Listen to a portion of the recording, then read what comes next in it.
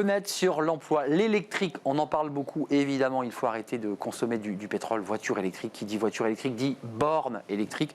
Ça cartonne et c'est un secteur qui recrute. On en parle avec Alexandre Bogols. Bonjour Alexandre, on est ravi de vous accueillir. Vous êtes directeur général de DBT. Vous êtes fabricant de bornes électriques, alors celles que vous voyez parfois sur des aires commerciales, des centres commerciaux, l'un des leaders français du secteur en France.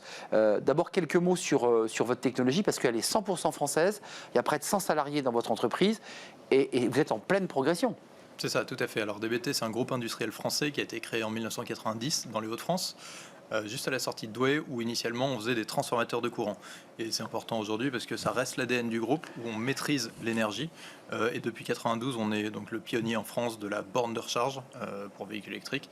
Aujourd'hui, on les installe principalement en voirie, dans les mairies, du coup dans les villes, les régions, mais aussi beaucoup les centres commerciaux. Alors c'est un sujet que je connais bien parce que je suis moi-même utilisateur de véhicules électriques. Il y a un vrai sujet, quand vous les installez dans des mairies, que vous faites de la route, vous avez des bornes qui rechargent à 3 kWh, 7, ce qui fait que vous mettez 24 heures, autant dire que vous dormez dans votre voiture. C'est fini ce temps-là ou pas? C'est pas fini, mais en fait l'intérêt aujourd'hui, c'est qu'avec la techno, on peut tout faire. On peut recharger soit en 10 heures, soit en 10 minutes. Et ce qui est important, c'est de mettre la bonne borne au bon endroit.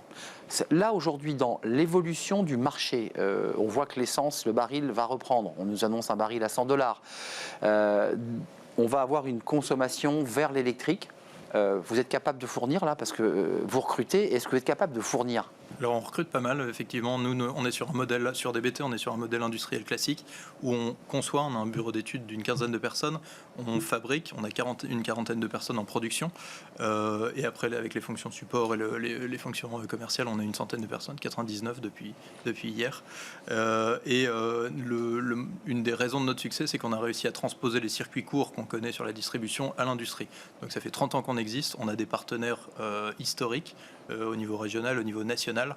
On achète 98% de nos composants en France. Et aujourd'hui, la promesse, en plus de la qualité du fait en France, c'est des délais maîtrisés. Origine France garantie ou pas? Non. Est-ce que parce que c'est important de le dire, toutes ces objets, ce sont des objets électroniques qui viennent d'Asie. On a vu la difficulté sur les composants électroniques. Ça, vous l'assumez? C'est une marque employeur, ça aussi? Alors, il n'y a pas de label pour ce qu'on fait, même si on est labellisé French Tech. Il n'y a pas de label Origine France Garantie. Par contre, notre modèle, c'est qu'on conçoit la carte électronique, on va choisir les puces, on va jusqu'à la puce. Ensuite, une fois qu'on l'a conçue, on a le 3D, on va la faire imprimer sur une entreprise de la région, à 50 km de chez nous. Et ensuite, on a les codeurs qui développent toutes les applications, depuis l'OS jusqu'à l'interface, pour être capable de maîtriser notre techno. Deux manières, soit vous vendez votre borne clé en main, vous la vendez, j'imagine que vous l'installez, vous la vissez, et ensuite au propriétaire du centre commercial de gérer sa borne, soit vous l'avez en location, on est d'accord, ouais. Et là on arrive plus sur des modèles type Ionity où vous gérez de A à Z, c'est-à-dire que vous allez chercher l'énergie et vous la vendez. Oui, c'est exactement ça. Alors, on a une activité historique sur un modèle industriel où donc on vend la borne à un installateur, à un opérateur. On va aussi lui fournir tous les outils techno pour pouvoir piloter, vendre l'énergie, regarder qui s'est chargé, à quel moment. Et depuis un an, on a créé un nouveau service, une nouvelle filiale qui s'appelle R3 comme réseau recharge rapide, qui installe un réseau de recharge ultra rapide. C'est pas l'Audi, hein?